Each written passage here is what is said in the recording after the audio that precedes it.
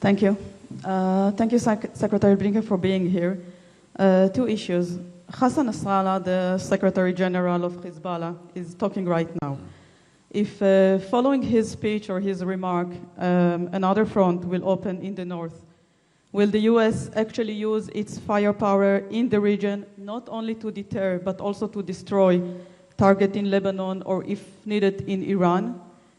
And on the hostages, the Biden administration is asking Israel for a temporary pause, and we understand it is not a ceasefire. But do you have any guarantees, any assurances that this temporary pause will lead to hostage release? And I know you have heard the family of the hostages today outside the Kiryat base. And if may I, can you assure us that the United States will not hold Israel back before the main objective of this war will fulfill, which is eliminating Hamas? Thank you. Thank you. Let me take the second question first. There are no guarantees about anything.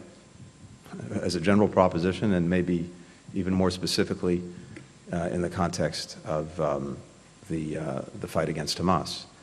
But we are absolutely focused on getting hostages back and getting them back to their families in safety.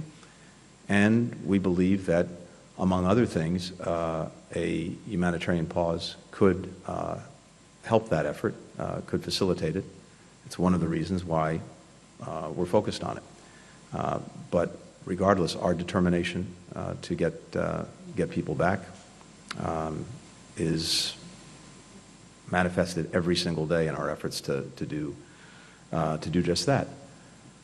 And as I said, and said repeatedly, and as President Biden has said and said repeatedly, we stand strongly with and behind Israel in its right and obligation to defend itself, defend its people, and take the steps necessary to try to ensure that this never happens again. Nothing has changed, and that won't change. With regard to Lebanon, with regard to Hezbollah, with regard to Iran, we have been very clear from the outset that we are determined that there not be a second or third front opened in this conflict.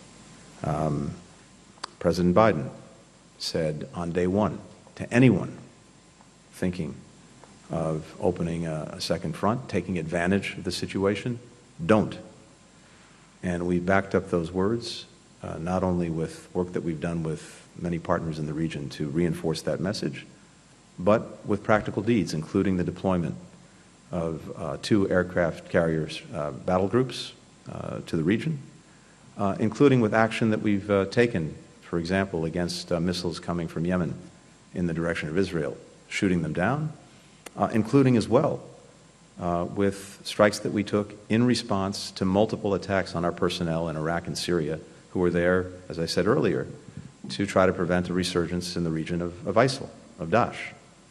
We remain absolutely determined in that effort, and I'm not going to get into hypothetical situations, but all I can say is we're committed to deterring aggression from any part, and we'll take steps necessary to deal with it. For the next question, Vivian Salama with the Wall Street Journal. Mr. Secretary, thank you, as always, for